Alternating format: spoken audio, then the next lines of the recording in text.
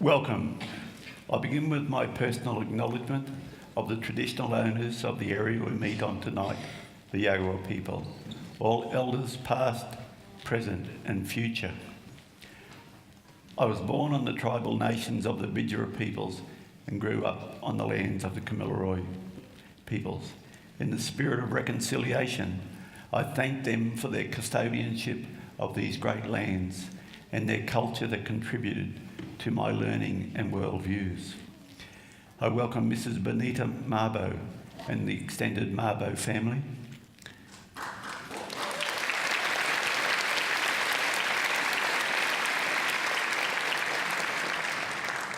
Mrs. Mabo has asked me to thank the traditional owners of the land which we meet here tonight. A special welcome to the Aboriginal and Torres Strait Islander community of Brisbane. And a special welcome to those who have travelled to Brisbane from all over Queensland and elsewhere. And thank you to each and every one of you for you being here this evening. Welcome to the Anti-Discrimination Queensland's 7th Mabo Oration. Working in partnership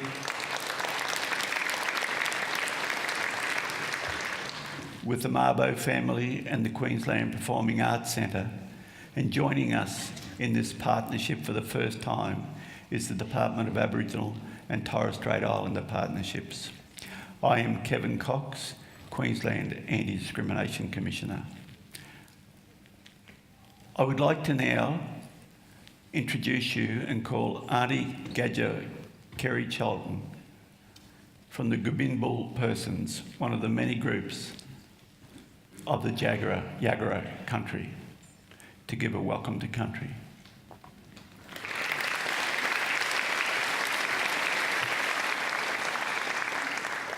Thank you for that. Yua Yuingan. Hello, friends, and good evening to everyone. And I'd like to acknowledge the special guests here this evening, and also countrymen and women of this area and also our neighbouring areas. When a Guri comes and meets another Guri, what we first of all do is establish our connection. And we do that for a number of reasons. Just introduce ourselves and make sure that, check out if we're related or not, for some reasons. But also to see if we're linked in through our ancient kinship system and structure. So I'm a Gurunpul or Gubinpul person, and our Gubinpul area was from Oxley through to the mouth of the Brisbane River and across to Stradbroke Island. So we're one of the groups in the Quandamooka peoples as well. And so I first of all would like to acknowledge the Quandamooka peoples and also to say that my family is the Mortons. And our traditional name was Dundaroo, which means iron bark. So we were originally known as people of the iron bark, which was prolific around this area and across the river, and was used to make some plumbing in the old days here. I'm also a Nyunda person of the Kabi Kabi peoples up the coast. So my totems or my meat is carpet snake, gubul, carpet snake, and my bird, my messenger bird, is mopoke, frogmouth owl. And I was taught these things through my great-grandfather, who was called Mookin, and great-grandfather Mookin married a Yagara person from West Yagara. And so sometimes you hear the words called Yagarabul, and the more west you went, that was a term that was used a little bit more.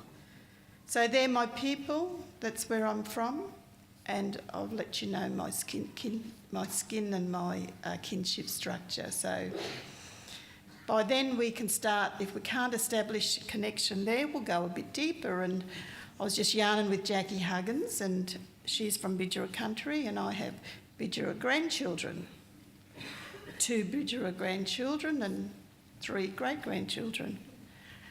And can go a bit further, and with the Waka I have about half a dozen grandchildren who are Waka Waka. So, you know, and on it goes. We make this connection, but it brings in our connection to each other and our respect relationships of how we're connected. And I have Yugambeh nephews and nieces and beautiful sisters and brothers. So that brings in our protocols of being respectful and looking out for each other. And so that's what Welcome to Country is based on. And my great-grandfather, Charlie Morton, or Mookin, was in his early days a message stick bearer, and he did know about 10 languages. And he travelled to North Queensland, he travelled to the desert, he travelled down south, and he could go through because he carried the message stick, and that was like his passport and protected him. And so from him we learnt lots of our protocols. So that's why I acknowledge our countrymen and women, because I was taught very young on a place called 1 Mile on Stradbroke Island, and even when we came to live on mainland, wherever we've gone, we follow that. So I'm privileged and honoured to honour the ancestors tonight and acknowledge the elders past and present and emerging, and to also honour, give acknowledgement, Yagara country, Kabi Kabi country, Yugambeh country, Waka Waka Bunjalung, and all the neighbouring ones, because that's who we had a lot of connection with and met up at the Bunya Mountains and oyster festivals, mullet festivals. Just like today, you know, we can pull a festival out of our pocket if we have to, or out of our jinungs there. So I would just like to say it's a special evening this evening, and it's a privilege to do Welcome to Country, and also to the speakers tonight. I acknowledge all of them, and the organisers. I'd like to say Nyariba Wanjima Guris Wolora Bayan. Nariba being Wunyalwa Ganchiba, Niba Nima Rumba, Niba Manyanya Dugul, Nya Dagos Nya Guri Nya Ma Maragu Bayan. Wolora Bayan. Be Bulka, be Bulka. Be blessed this evening. Thank you. Welcome.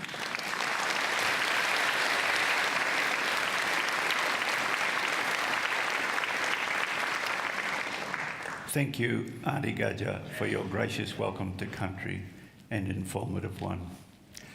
The idea of an ongoing oration was to recognise the significance of the Mabo decision to our state and our nation.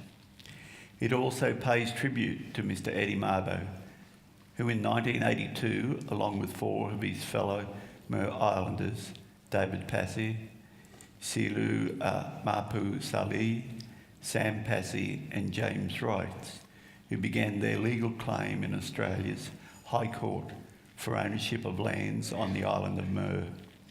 10 years later, in 1992, the High Court decided in their favour in what is now known widely as the Mabo case. The oration is part of the Anti-Discrimination Commission and QPAC public commitment to Aboriginal and Torres Strait Islander peoples of Queensland.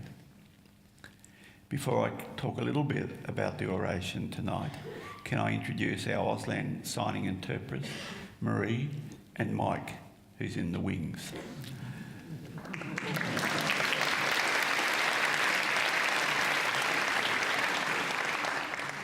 Tonight's oration can only happen because of the positive support and encouragement by Mrs. Benita Mabo, Mrs. Mabo is a woman with her own proud South Sea Island and Aboriginal heritage. We hope that this oration will again make you proud of your husband's life work. You and your children's sacrifice in supporting Eddie Mabo throughout his legal battle is acknowledged by each and every one of us this evening.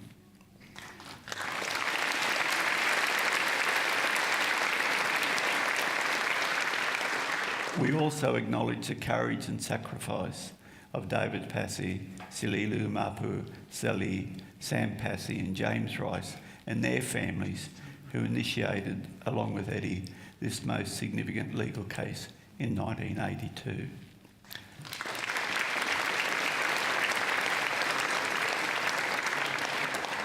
I also thank for their attendance the Honourable Mark Fernan, Minister for Local Government and Minister for Aboriginal and Torres Strait Islander Partnerships, representing the Premier here tonight. The Honourable Ian Walker, Shadow Attorney General, representing Tim Nichols, Leader of the Opposition. The Honourable Justice Rosalind Atkinson, AO, Supreme Court Judge, Brisbane Supreme Court. Her Honour Judge Fleur Kingham, Queensland District Courts.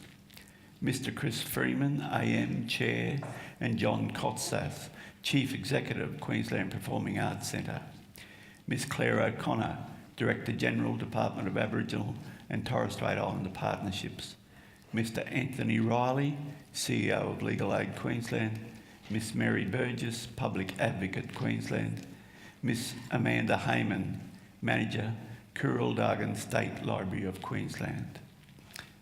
This year marks the 7th Mabo Oration and importantly the 25th anniversary of the High Court decision that dismantled the mythology of terra nullius or nobody's land.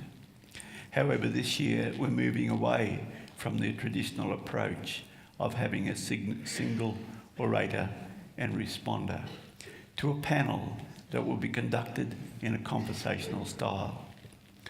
I believe there is no greater time than now that we as a community need to engage in conversation locally, statewide and nationally about how we dismantle the institutional racism that disproportionately impacts harmfully in the everyday lives of many Aboriginal and Torres Strait Islander peoples.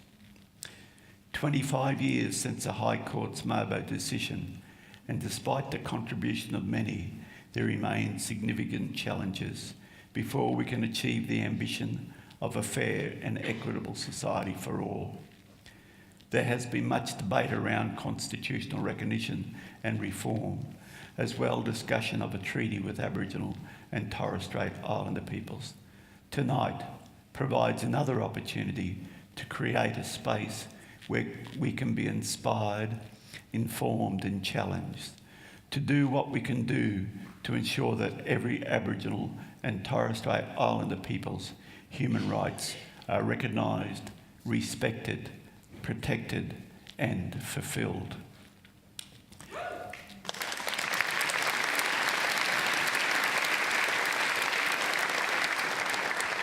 As I alluded to earlier, the format of the event has changed to a facilitated panel in order to open up a broader discussion about the significance of the anniversary and what it means for Aboriginal and Torres Strait Islander peoples. Recognition, human rights and reconciliation. We have been fortunate enough to draw together a panel of highly esteemed and recognised Aboriginal and Torres Strait Islander leaders in Australia to inspire and to challenge us. The aim is for tonight's conversation to be grounded in lived experience, not political ideology. I would now like to introduce you and ask you to give a warm welcome to our panel host, Mr. Stan Grant.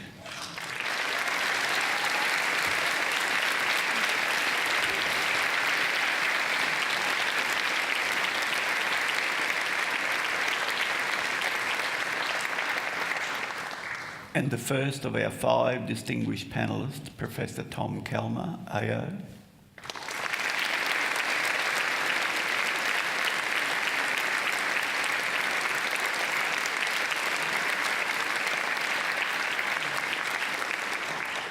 Dr. Jackie Huggins, AM.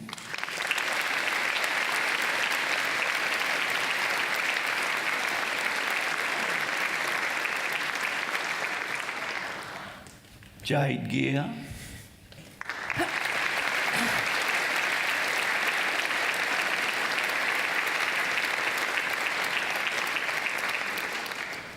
Dr. Brian Keon-Cohen, AMQC.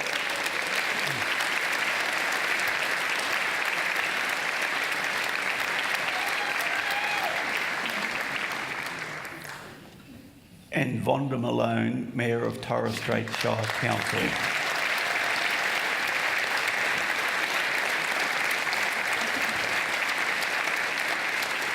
The first female mayor on the Torres.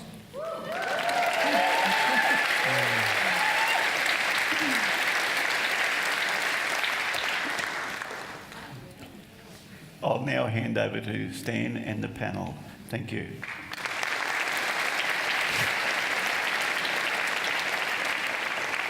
Thank you so much for coming along this evening. On behalf of everyone here on the panel, we want to say how grateful and honoured we are to be here and to pay our respects to the traditional people and also to the Mabo family as well for the legacy of Eddie Mabo and all of the plaintiffs involved in the Mabo case. Thank you so much for coming along. I want to, just before we begin the discussion, I want you to listen to these words. These are the words of 25 years ago that still speak to us today. This is Justice Brennan in the Mabo case. It is imperative in today's world that the common law should neither be nor be seen to be frozen in an age of racial discrimination. From the Native Title Act preamble, to ensure that Aboriginal peoples and Torres Strait Islanders receive the full recognition and status within the Australian nation to which history, their prior rights and interests, and their rich and diverse culture fully entitle them to aspire. And writing in their judgments in the Mabo case, Justices Dean and Gaudron, characterising dispossession as a legacy of unutterable shame. The nation as a whole must remain diminished unless and until there is an acknowledgement of and a retreat from those past injustices. When we listen to those words, when we ponder that sentiment, and we ask ourselves 25 years later, where are we? Where are we in a full recognition and acknowledgement of Indigenous peoples? Where are we in the idea of acknowledging the full depth of our history here in Australia and overturning the legacy of unutterable shame?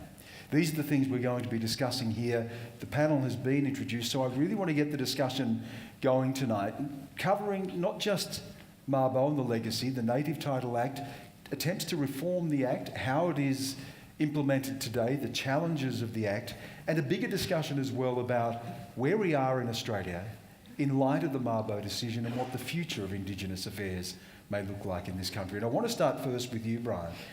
You were there, that moment of victory after so much defeat, so much heartache, and of course Eddie Mabo not living to see that ultimate victory. What was it like to be there?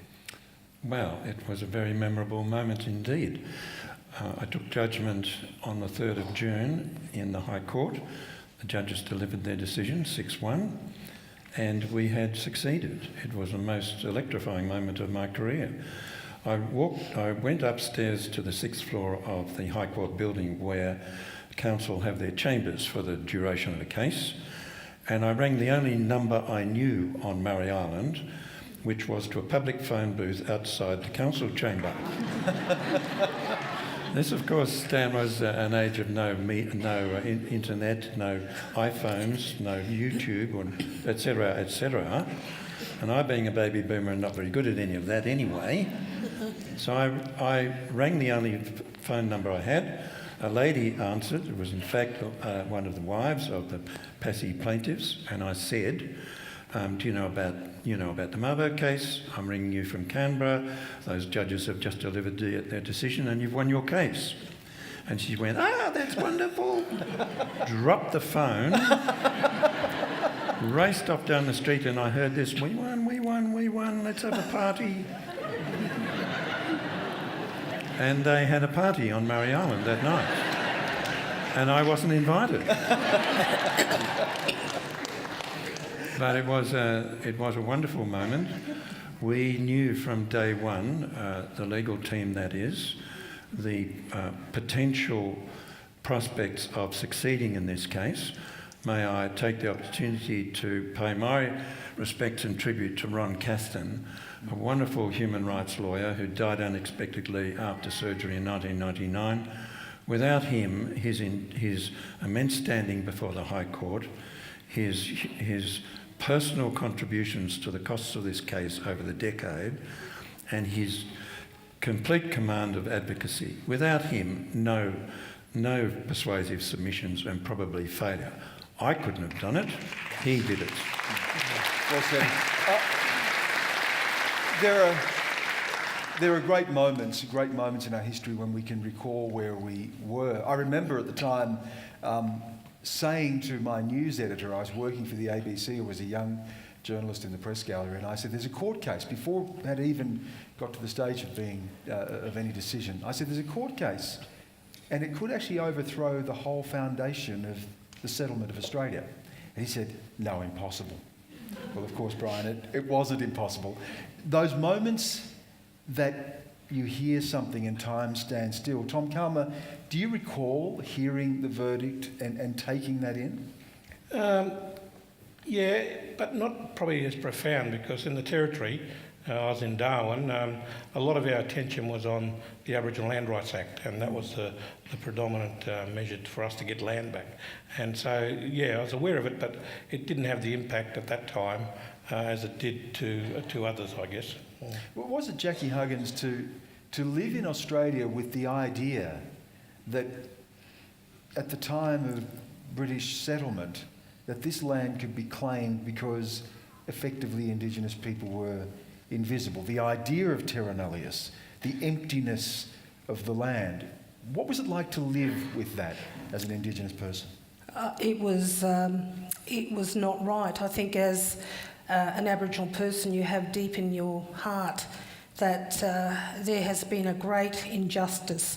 And we learnt at school, of course, all about the kings and queens of England before we ever did about our own people, Stan. That's changing, of course. But when I think of something that is put to us in the work that we do nationally, that you cannot get this through, or it would be quite impossible, I often think of this case and think, well, Mabo, the Mabo case and the plaintiffs, they fought that struggle, as I do of the referendum, 1967 referendum campaigners who actually did it. So really, there's no mountain high enough that we can't climb. Vonda, the first female mayor of the Torres Strait, and of course Eddie Mabo and the other plaintiffs being people of the Torres Strait. What does it mean to Torres Strait Islanders to have this legacy, this extraordinary legacy of changing our history? Certainly, from I guess my generation, it's inspiring to know that we not only made the difference in the Torres Strait, but it was a legacy for the nation. So, being born in the Torres Strait has certainly put the Torres Strait on the map in relation to pushing for land rights and having that recognition, which is the initial intent of the Mabo case.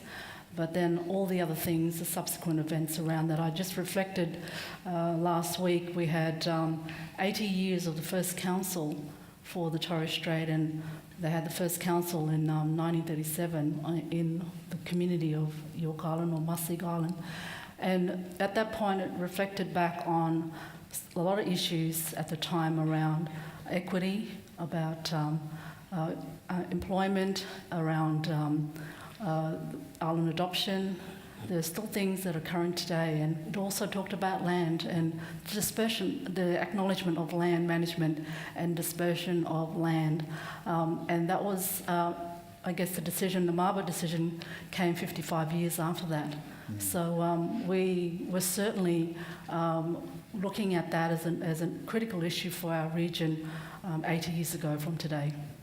And Jade Guy, you're a lawyer, and you were 5 years old at the time. Five, Not to give your age away, but anyway.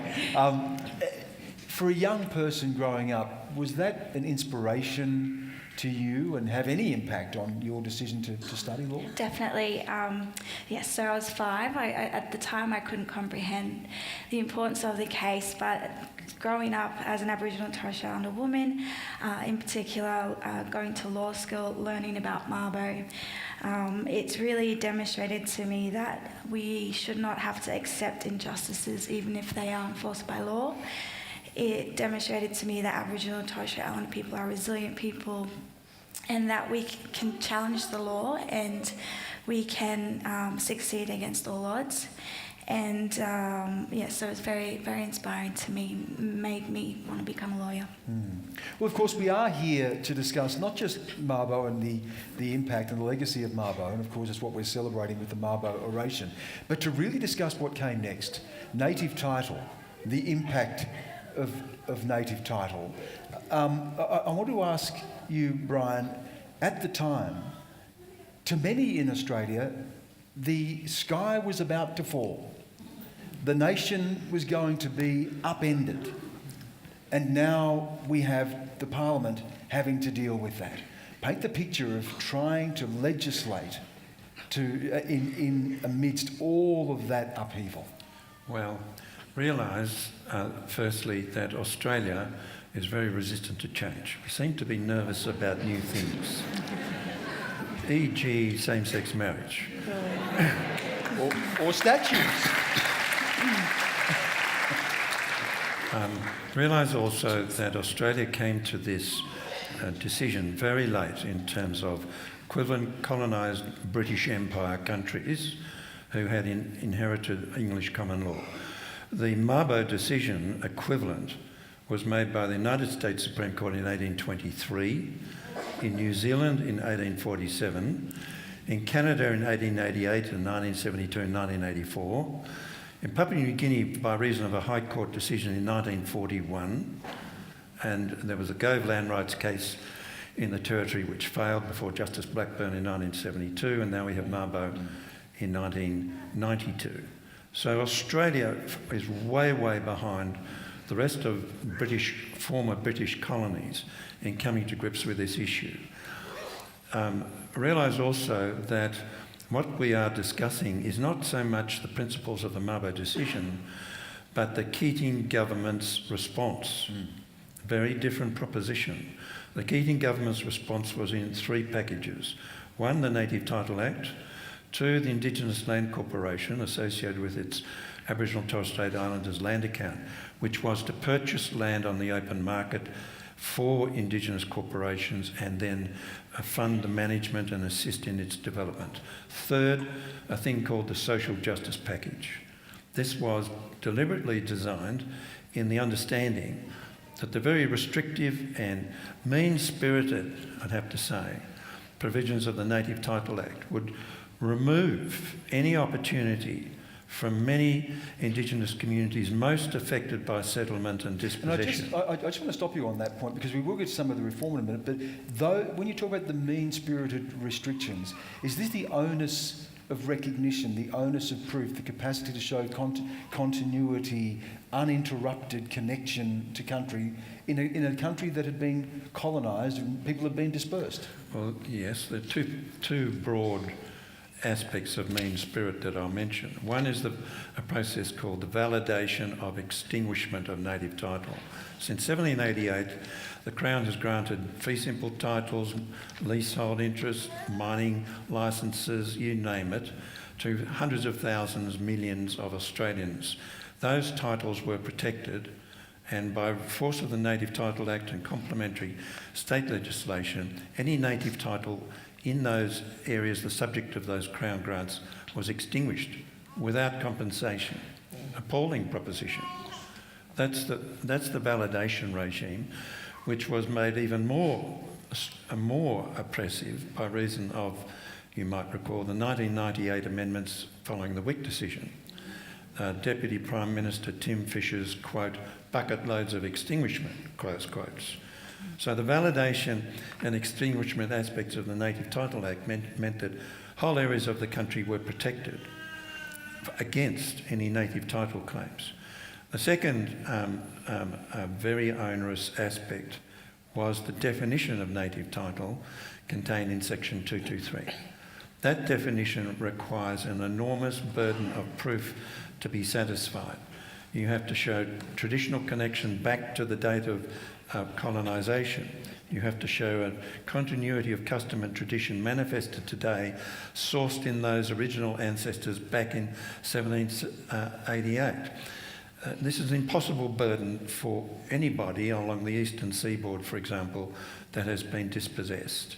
And thus you have a huge gap in this system. You have native title for more remote areas of the country, and at the moment we have 32% of Australia the subject of successful native title determinations. So we're getting there. That's a big hunk of country. You have more remote areas available, but the areas where traditional communities still exist, they have very deep connections to country, they are cut out of the system by reason of this very onerous burden of proof. Part of my concern tonight is that we should recognise that the Australian Law Reform has in 2015 issued a report making recommendations to reform those aspects. The Turnbull government and the Commonwealth Attorney General, Senator Brandeis, has sat on that report and done nothing for 2 years. I'd like this group to make a resolution. We will get to that. We will get to that, right. So we will get to that at the end. I do want to pick up on Tom Calmer. You were Social Justice Commissioner. The social justice package of the Native Title Act, as Brian says, is not something we often talk about. No. And has disappeared. Why? Well, firstly, can I pick up a point that Brian and Mady talked about on the East Coast and extinguishment? A very important case was the risk case in Darwin with the Larrakia people trying to get native title over Darwin. And their case was lost because of continuity issues. And it was because all the people in Darwin were evacuated after the bombing of Darwin and relocated, and therefore that was recognised as a break in tradition because they were off their land. And so it's not just the East Coast, it can happen, and it does happen elsewhere. But an important aspect, as Brian had mentioned, was the land fund, which was important, and the Indigenous Land Corporation was the body that was established to look at that. And the Law Reform Commission report does also talk about whether the ILC is doing its job, what was originally intended or not, and make some recommendations there. And there's a significant concern that even though they've got a fairly significant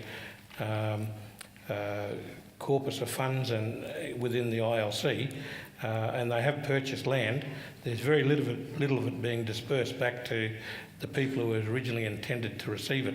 And they were the dispossessed populations in all the urban areas where native title couldn't be established because people had been removed. So that's one aspect, and it's still a really important point that I think that we as people need to keep the government and the ILC and a little bit focused on this to make sure that the original intent is realised.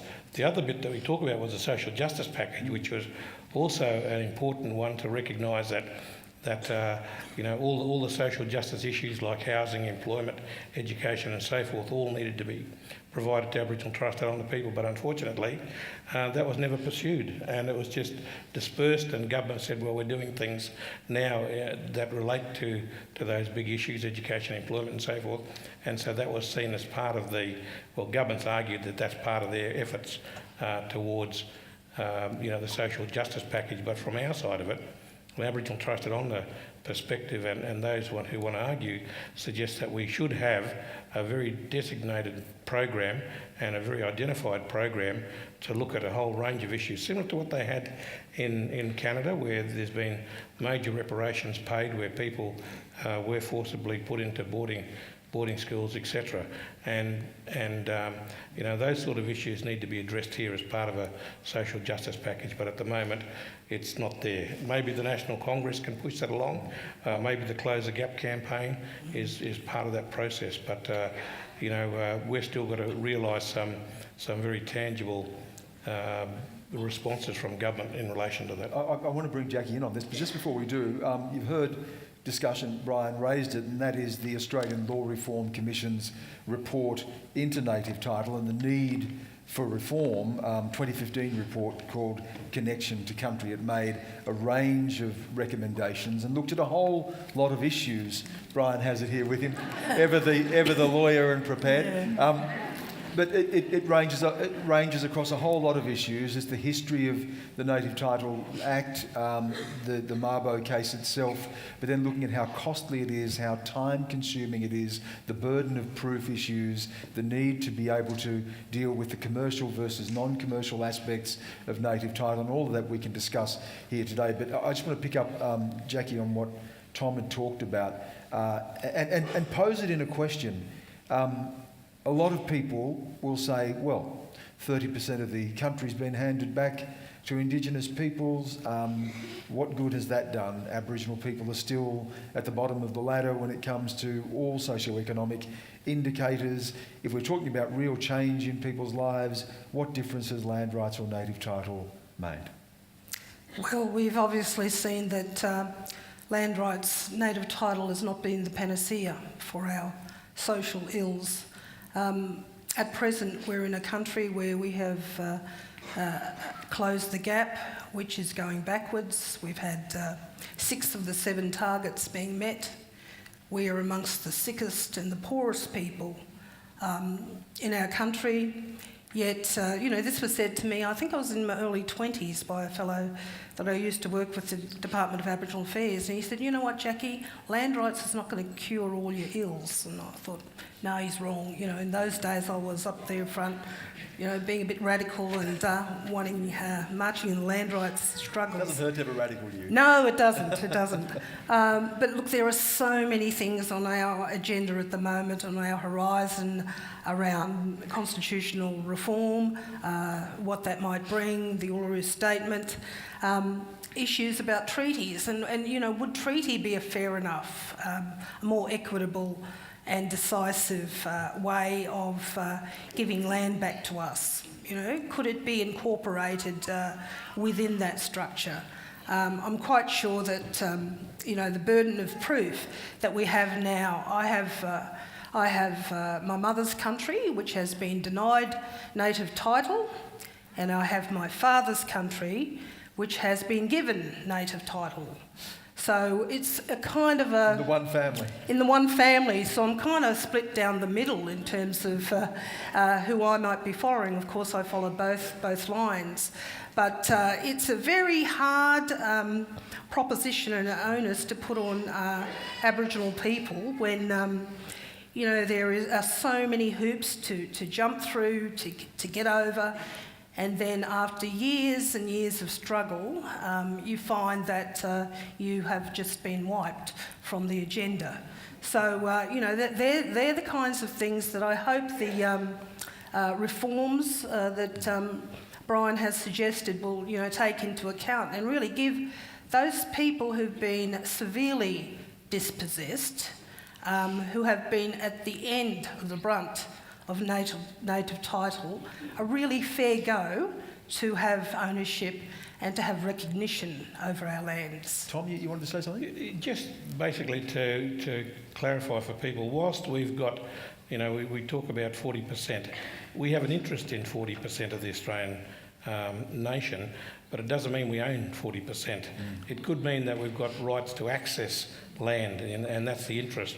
And between the actual native title determinations and the ILUAs, the Indigenous Land Use Agreements, and they vary quite considerably as to what they have. And many Aboriginal and Torres Strait Islander people, it's about getting land back for cultural purposes and recognition, and it's not always about economic benefits. And so we've got to move away from what, you know, the government's continually pushing, that you know, there's the promotion that we've got a lot of land back and we're not using it. A lot of that land is very arid and non-productive land, but for us it's a very important bit of land because we have an association with it, and so there's this, this bit of a difference in opinion that we have to really address. I want to come to that commercial and non-commercial aspect with Brian. I know it's something he really wants to pursue, but Von, do you want to say something? Yeah, we've got to, I guess through the native title process over the past 25 years, there's been a lot of misconception about what native title provides. So I guess the perception and expectations of community, and it has put communities in dilemma, I guess, about what can be achieved out of native title, the economic gains.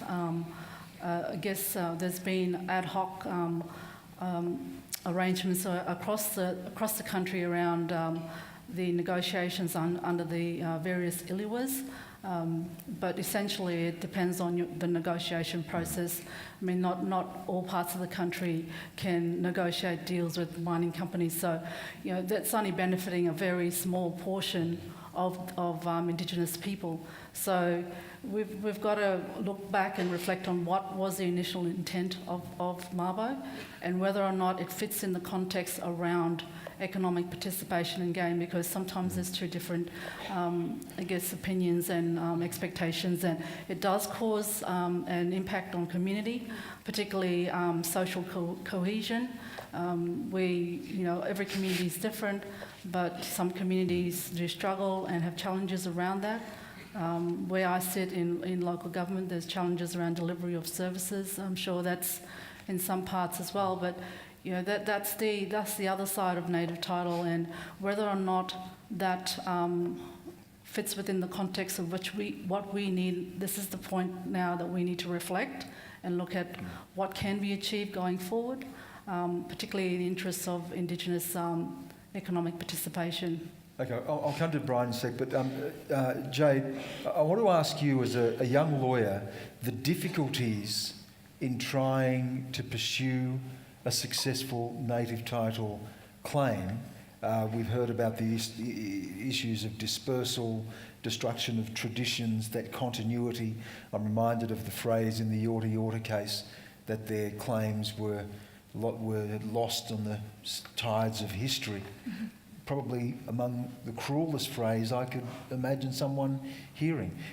What are the difficulties in trying, and the costs and the time involved, the stress involved of bringing a case? Yeah, definitely. So native title has had mixed results, I think, a lot of negative results. It's very hard to prove native title. It's a long process. Often plaintiffs are not seeing the results of the case. I think we are having positive results as well, though, and I think Brian can probably talk to this a bit more, but there's some recent cases where we have now economic benefits as well as land rights. So I'm a bit optimistic. I think obviously native title legislation, there's a lot more work we can do to fix it, but with any legislation, it's can always find a fancy lawyer to find loopholes in everything. So, but yeah, I'm sure. And Brian, there was a case, wasn't there, the Aqaba case, which really brought into focus this idea of the commercial or non-commercial use or application of native title. Talk about that. I'm not a commercial lawyer, I'm a human rights lawyer. No, there are two streams of success broadly, and let's not forget this. Firstly, determinations. There have been as of August 2017, 394 determinations by the Federal Court under the Native Title Act around the country. Native title exists in 330 of them, and there are 242 lined up to be determined, right? This covers about 32% of the country. 45% of Western Australia as a state is under native title. South Australia, 53%. Queensland, the great state of Queensland, 26%. And when it comes to Aqaba, it's still leading the country in terms of developing native title jurisprudence. So determinations are the heart of the game, and they are important, and they are proceeding. Secondly, we have Indigenous land use agreements. Under the Native Title Act, if mining companies, governments, pastoralists want to expand onto your native title country, under the Native Title Act, there is a right to negotiate terms and conditions of entry. So determinations of native title give the traditional owners new power to sit around a table and negotiate how their country might be accessed. There's no veto against these developments, contrary to the Northern Territory Land Rights Act. But it's a real negotiation exercise, and it can deliver. For example, as of August 2017, there's been 1,186 registered Indigenous land use agreements all around Australia.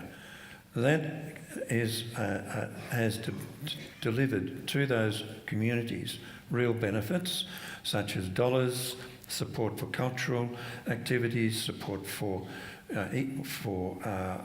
traditional place protection, etc., etc.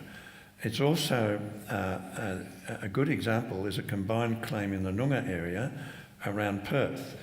This was 6 groups came together as one large claimant group and negotiated with the West Australian Government.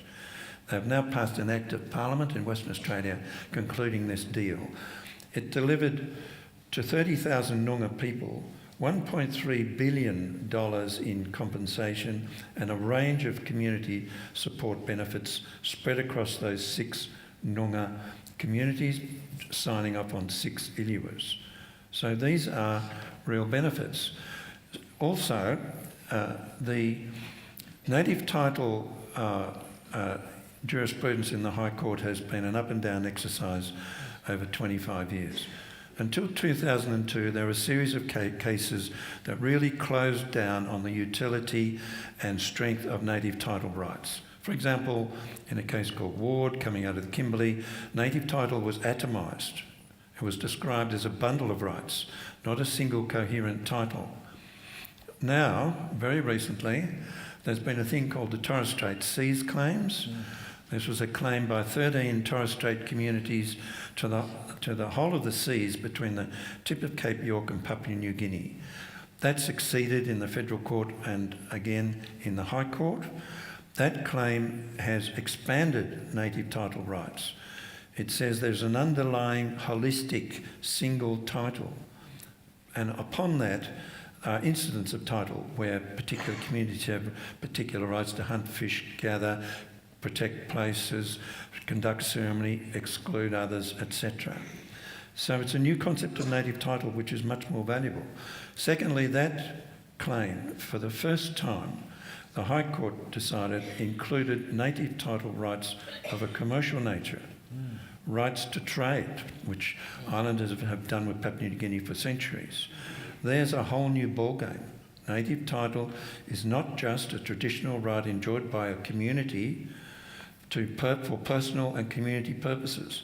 It is a title enjoyed by a community, including for commercial purposes. An additional factor too is compensation. In 2013, and then on appeal to the full court in 2013, is a case called Timber Creek. This was a case heard by Justice Mansfield of the Federal Court. For the first time in 25 years, His Honour explained how the principles of compensation for extinguishment or impairment of native title work, and he quantified that compensation. And the figures are impressive. I'll just look for it here somewhere. Total just over 3 million, with about 1.5 million in compensation or interest. That's right. And that case went on appeal to the full Federal Court and was accepted. It may go on appeal to the High Court, we're not quite sure. But here is a very important new commercial element to native title that's not before been determined. There are 330 traditional owner communities enjoying native title in this country right now. this case opens the prospect that perhaps some of them can come to Brian Keon-Cohen and say, Brian, or people like me, how about a claim for compensation but in relation to country that I have, where my native title's been extinguished, following on this precedent coming out of Timber Creek in the Northern Territory. So, the jurisprudence of native title has been an up and down exercise, and currently the High Court is taking a more liberal view of native title. It is allowing native title to coexist rather than being extinguished by Crown grants of a leasehold or a mining tenement. It is therefore opening the door to a real problem that's been talked about for a decade at least, and that is native title is useless as a property right to allow us economic development. This is a fascinating... Suddenly you have a new concept of native title that might facilitate economic and business development in favour of the traditional owners. It's a fascinating part of the discussion. I want to get some reaction. I want to go to you, Vonda, first, and look at how that Torres Strait decision and that commercial aspect has made a difference. Yeah, well, with the Torres Strait, we obviously are small, isolated communities, and part and parcel of our culture is the sea. So with the native title focusing initially on land, part of our cultural practices is around the sea, because that's our way, and that's essentially a large percentage of our area is the sea. So it's a natural progression to go on to, I guess, the claims of our seas, and working collectively between all the traditional groups certainly provides a stronger stance, working collectively to look at economic gains for the region. And are they real gains? There will be a tangible impact on the lives of people through this? It's been something that's been pushed by our leaders of having economic gains from our fishing industry. So it's something that is certainly at the forefront, because that's our livelihood. And we're talking about sustainability. It's also I guess inclusive of our push for regional governance or regional autonomy.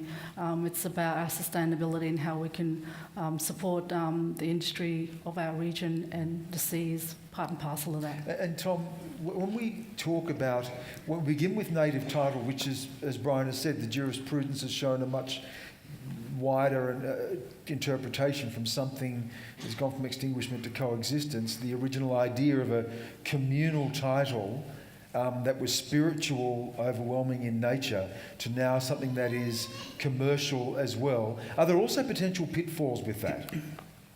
Yeah, there are, and we've seen this in other nations. The potential for exploitation, division in Canada, communities. US, Kenya, New Zealand and so forth, where individuals are given plots of land within the bigger estate, and they haven't always had that cultural association, and so they saw it as an economic opportunity, and if they pass the land out of the community group, then the whole estate gets impacted on. So, whilst it's there's got potential, and it's very early days in this potential, we've also got real challenges, and one of the ones is with the prescribed body corporates that are totally underfunded and supported, and the big impasse between, is it a federal government responsibility or a state and territory government responsibility to support them and look at the appropriate training and governance, and moving into an economic environment then throws a whole range of new challenges to people, and if we don't empower Aboriginal and Torres Strait Islander people to be able to control that, it then means that there's potential for support from outside, but also exploitation from our other bodies, and so it is early days, but we need to tread carefully and make sure that the appropriate level of support's there. Jackie, you would see this with your role with Congress, that overarching role of the impact that these decisions can have, the seismic impact in some parts as they trickle down on the different interpretations, the challenges of communities, and the conflicts that arise within communities themselves as well. Yes. Particularly when substantial money enters the picture. Absolutely. Well, the National Congress of Australia's First Peoples, of which I co-chair, we have over 9,000 members, about 180 organisations. Most of our peaks, if not all our peak organisations in Australia within that. So we see on a daily basis, really, the impacts that might be there from our members and organisational groups.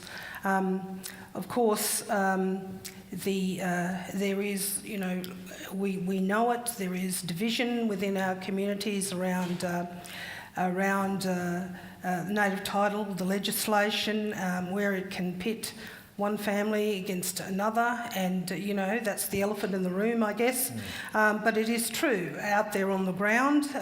We hear from many of our members and our communities that it is a very destructive element and argument that goes on continuously.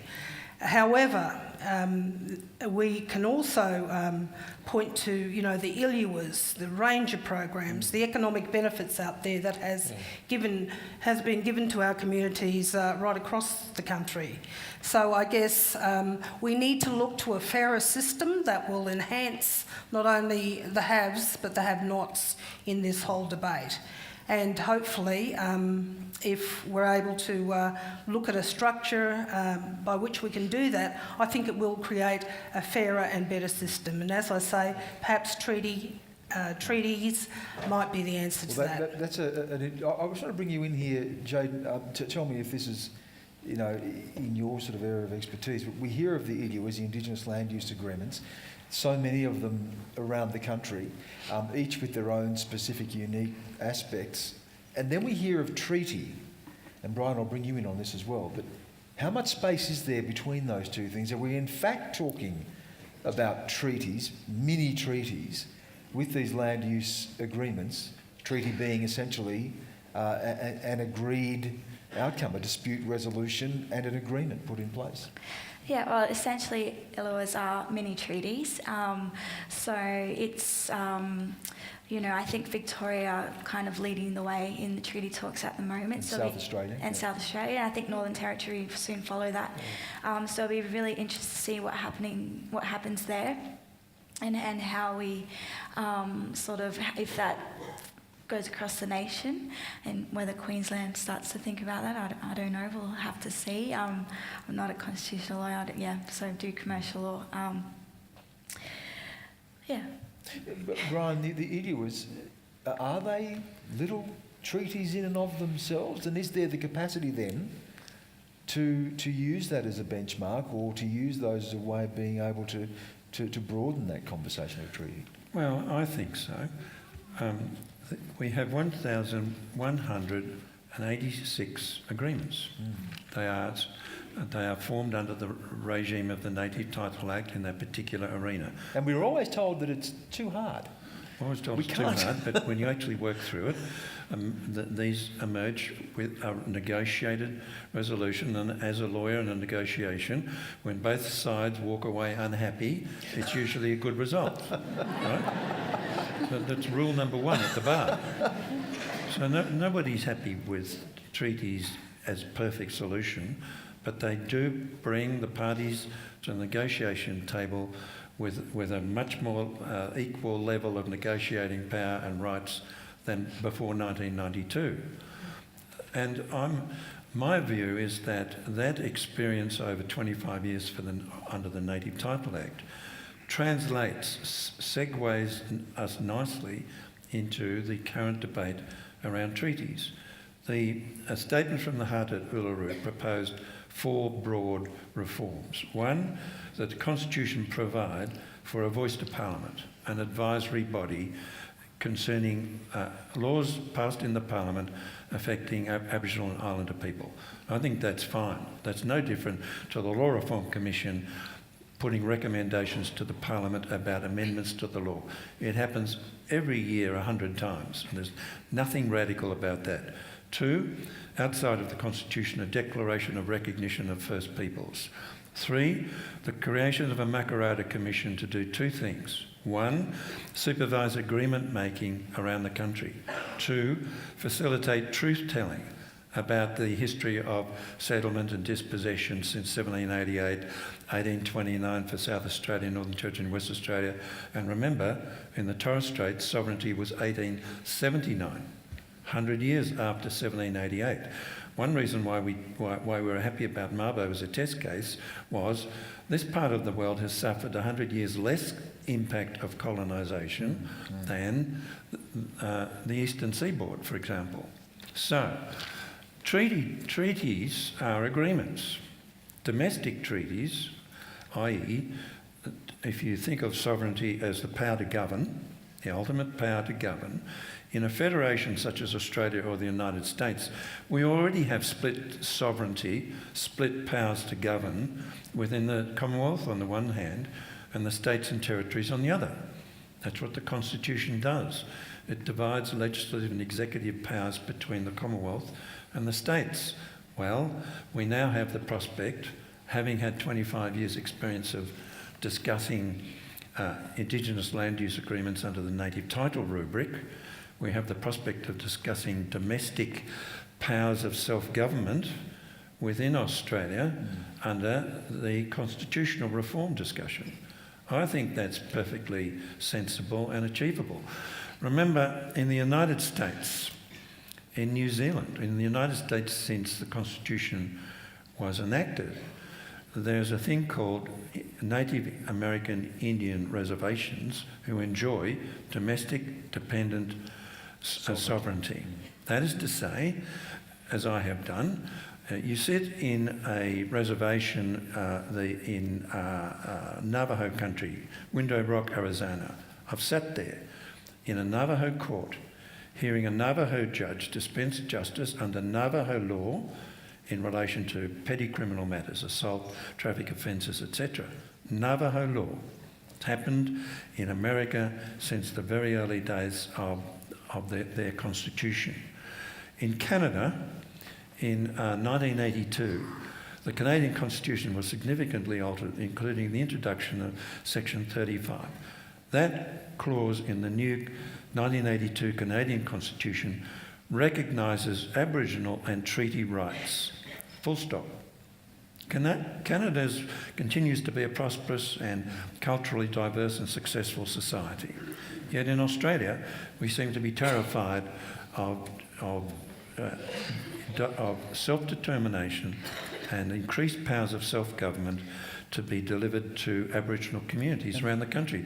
I see no horror in that. Okay, Just one thing I wanted to add to Dr. Bryan's point, that we do actually have a treaty in the Torres Strait with the Australian government and the PNG government recognising free movement of traditional owners between the Torres Strait, and so there is, I guess, a framework there that's been in place for a substantial period of time. That was pleaded in the Mabo case. We led evidence about Malcolm Fraser travelling around the Torres Straits saying things about recognising traditional rights, which we presented to the trial judge.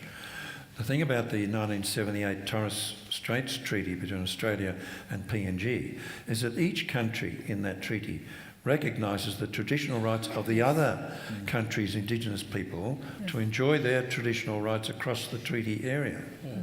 But Australia does not recognise the traditional rights of its own people. I want to come to Jackie. It's crazy stuff. Jackie, on the question of particular question, the Uluru Statement. But Tom, what is stopping Australia, given that you have the Torres Strait Australia PNG Treaty and recognition of Torres Strait Island rights? You have the Indigenous land use agreements, the mini treaties as they've been described, South Australia, Victoria beginning a process. What is the impediment to this? Why are we lagging all other countries, former Commonwealth countries, in negotiating these treaties? It's the best answer all night. Is it just politics? The Holy Grail, I think. That's Tom's answer. You know, it's one of those. Look, it's very difficult to understand when you know we have the the relationships with Canada, the US, and so forth. But I must remind people that it was Canada, the US and New Zealand and Australia who opposed the Declaration on the Rights of Indigenous Peoples, the only 4 countries who stood out and opposed that. And we've subsequently, in 2009, supported it. Yeah, but the implementation is still to come. It's still wanting, but you know, what could they do? It was already an international declaration. They had to support it. So, you know, they just go through the exercise of saying, yes, we're going to do it, because they still had to report back to the Human Rights Council on... So, but basically there's a lack of political will. Political will, and I think... I'll come to you. I'll give you an example. I'll come to you, Brian. Jackie, before I come back to Brian, and we are getting to the tail end, and we do have something important to do at the end here. I want to come to Brian in just a moment, but I want to bring Jackie in, and then if I could just come to Jade as well.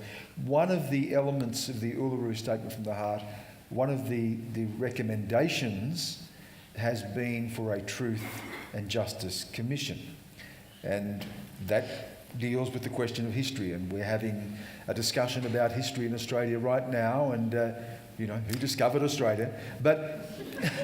And you're at the centre of that, Stan, apparently, as we know. Apparently. Go on, you mate. But what would that do? What would a Truth and Justice Commission do? What would its importance be? It would be, I think, fundamental to the justice and truth of our country. Tom and I have been involved, Council for Aboriginal Reconciliation, Reconciliation Australia, and trying to bring together our mob and others, you know. It's been, a lifelong journey for both of us in our respective positions. When we established the council, it was called the Council for Aboriginal Reconciliation, the onus was on us once again, and we seem to have done all the work on it, and we still continue to do that, because I guess that's the generosity and the humanness of our mob to make it better for this country and our communities and our individuals. I think the truth, I think it's a great proposition, because we knew that back in those days we had the Reconciliation Council, but we didn't have the Truth and Justice with it. And we really did need to subpoena those people, as we did with the Stolen Generation. What would that mean, Jackie? I mean, so right now, do you believe that the truth of the Indigenous experience has been told and is known and acknowledged? And if not, how do you get to that point? No, I don't believe it has been told. And I mean, Stan, you've been, I think you've been a real, can I say this, a warrior for us in the past week. Thank you. Thank you. In terms of you, and as soon as someone sticks their head out, you know what happens? Now we have social media.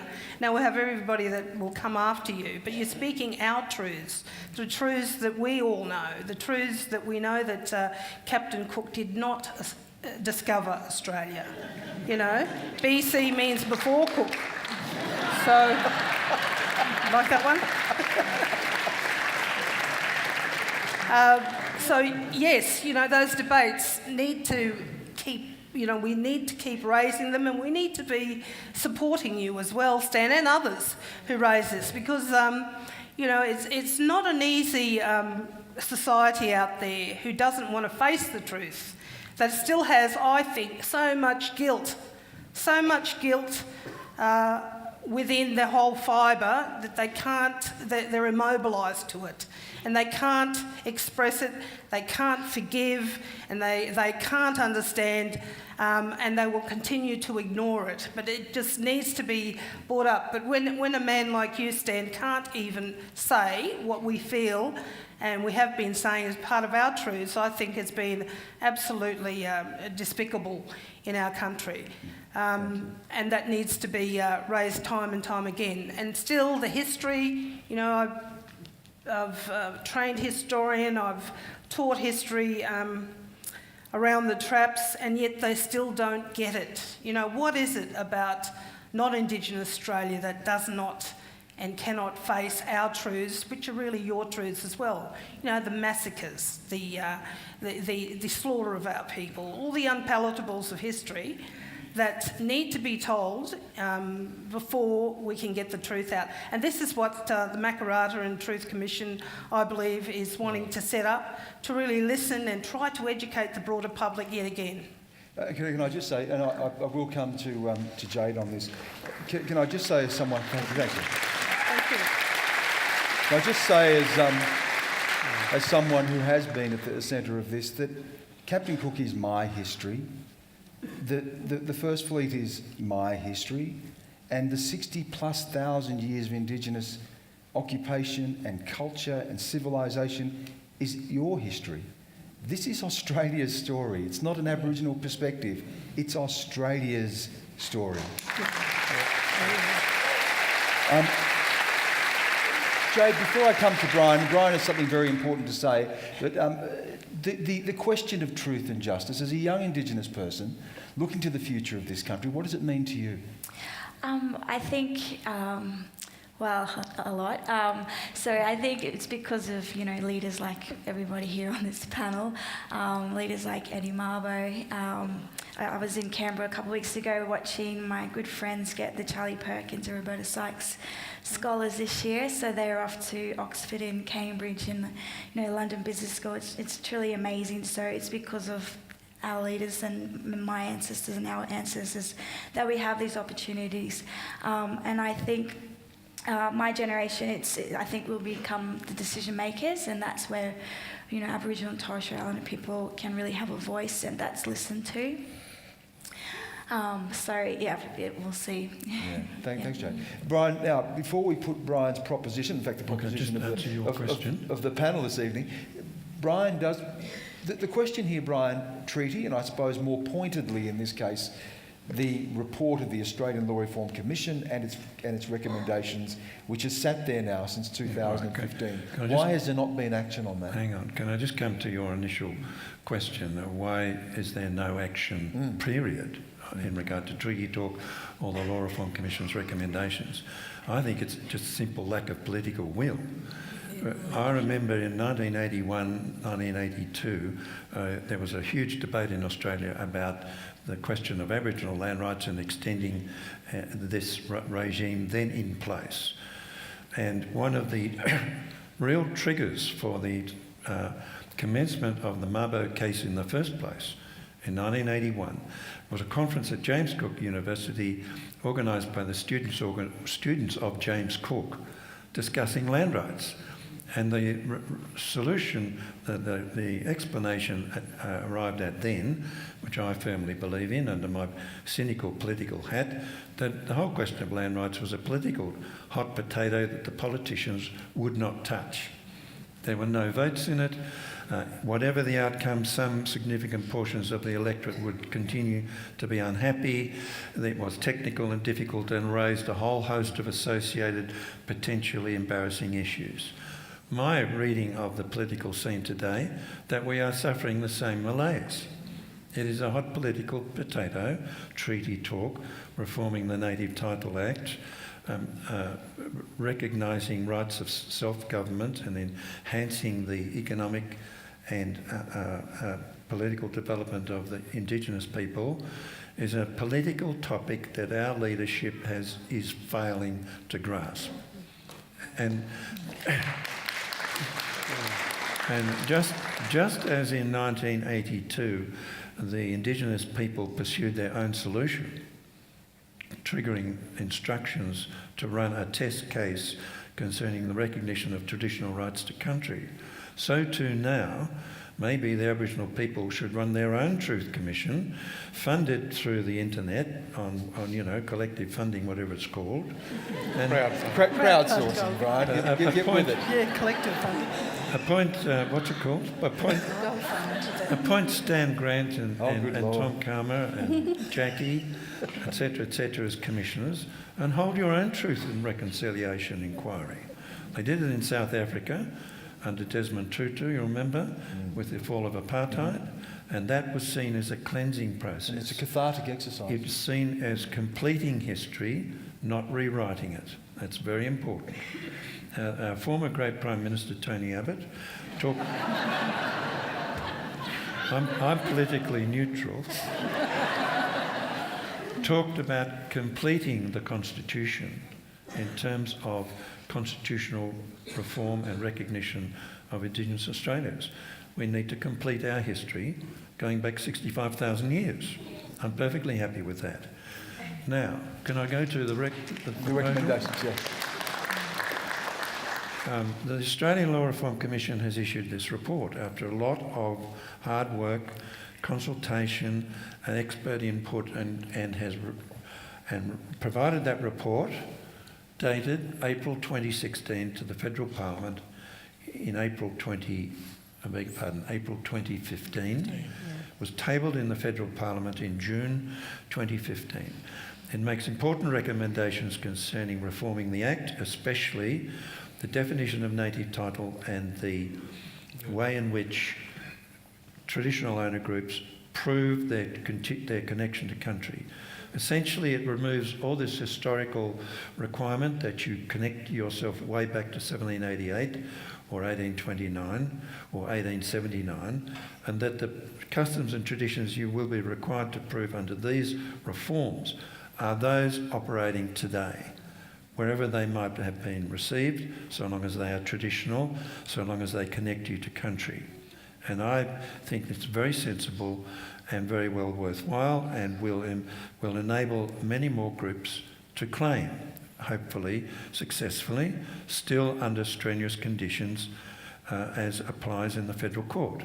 So I have a proposed resolution which I think this audience should support, and then have it forwarded to the Prime Minister, the Attorney-General, Senator Brandeis, the media, any politician, state or federal, who will listen. And I've drafted it out as follows. That this audience of over 800 people requests that the Turnbull government responds, not that they accept necessarily the recommendations or reject them, merely respond, as it is its duty to do, that the Turnbull government responds to the Australian Law Reform Commission's recommendations for reform of the Native Title Act contained in its report Connection to Country of June 2015 without further delay. That's my suggestion to you. I would suggest... Brian would like to see, I don't know if we can dim the lights. Is the second day? Raise the lights. And if we could just lift the lights, Brian would like to see a show of hands. If we could adjust the lighting so that we can actually see. See out there. Okay. You've heard the proposition. Yeah, well done. Brian, I declared that carried. Okay. Thank you. Stand one more thing. Well done, people.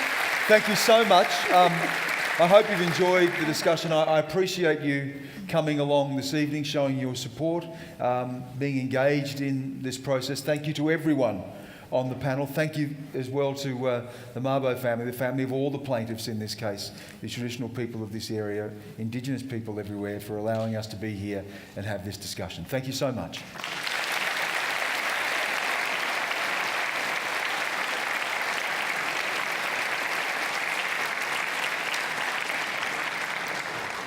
Thank you, Stan, for taking my role in thanking all of you guys, but I will come to that. Mrs. Mabo has asked me to thank you, Stan, and the distinguished panellists for a great conversation.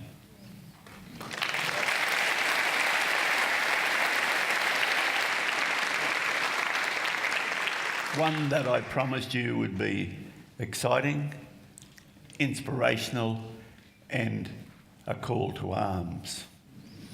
Thanks, Brian.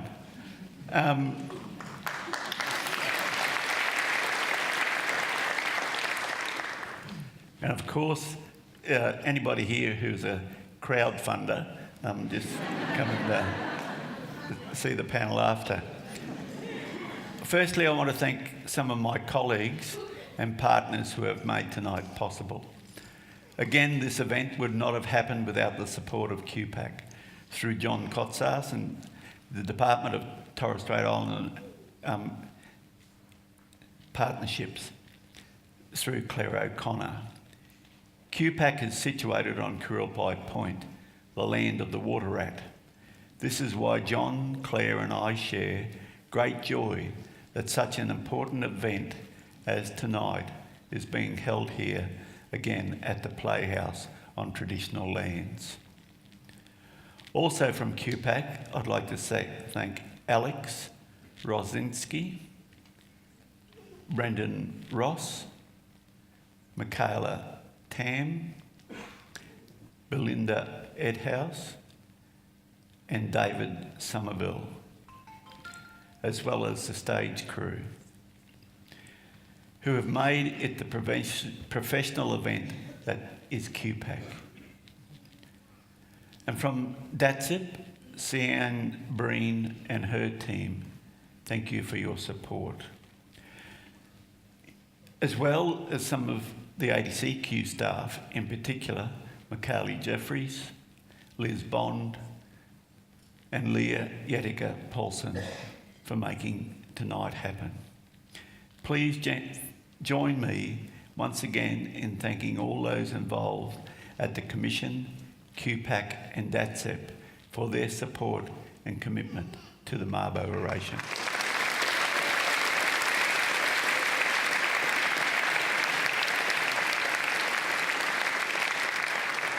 Finally, I'd like to thank all of you who have come here tonight. I believe we have over 800 people, which is the largest Mabo Oration I understand to have ever happened.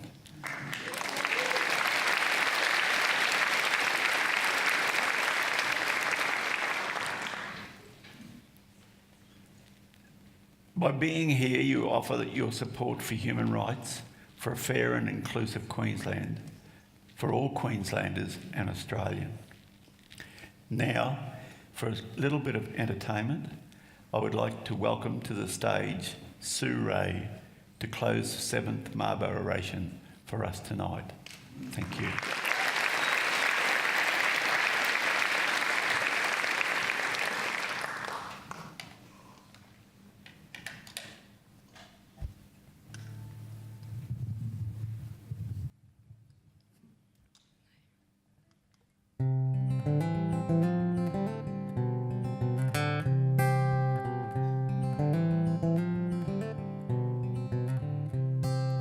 Bluebird sitting on your windowsill, but you just give him what for. Say fly, fly, fly, fly, fly, fly, fly. Don't you come singing out my door. But I want to be loved by you.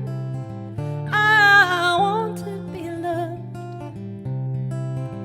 I want to be loved by you. I want to be loved. Wild horse standing in your own backyard, but you just shoo him away. Say run, run, run, run, run, run, run. Nothing you could do could make me stay. But I want to be loved by you.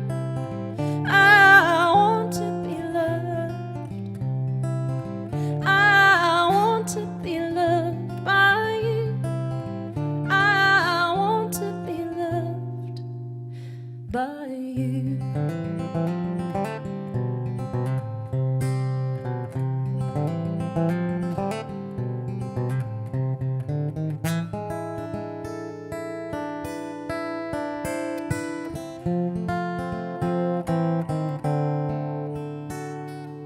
$1 million check sitting in your mail, but you just set it on fire.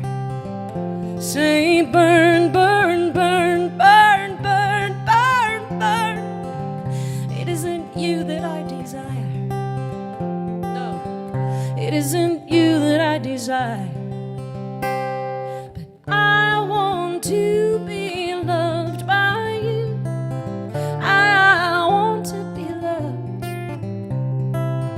I want to be loved by you. I want to be loved by you.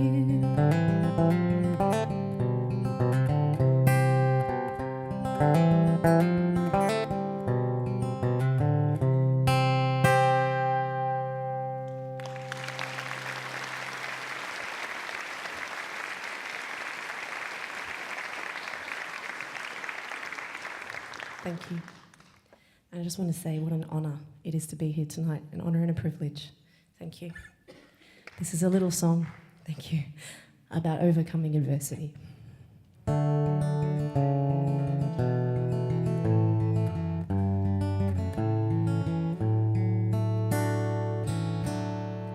I'm sailing down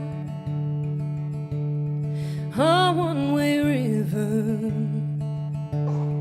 tears in the mainsail, slowly in the hub.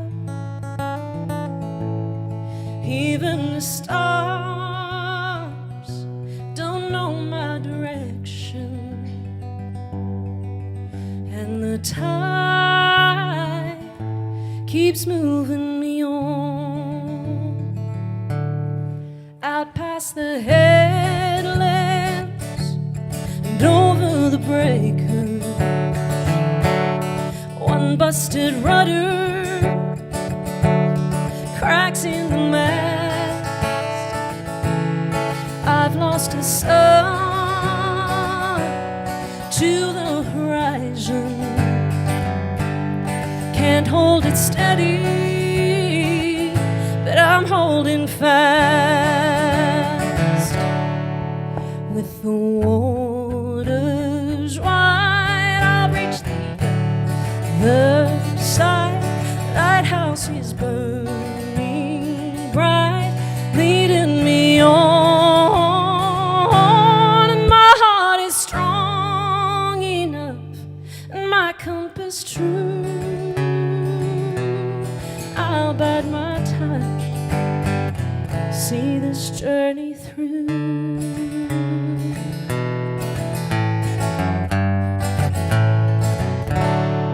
Where I go, I might not have a say, but to the ferryman I'll pay my way. And if he says there's no ferry today, well, there'll always be another way. With the waters wide, I'll reach the other side. Lighthouse is burning bright, leading me on, and my heart is strong enough, my compass true. I'll bide my time, see this journey through. With the waters wide, I'll reach the other side. Lighthouse is burning bright, leading me on, and my heart is strong enough, my compass true. I'll bide my time, see this journey through.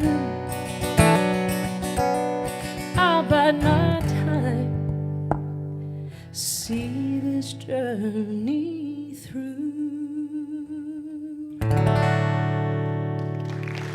Thank you.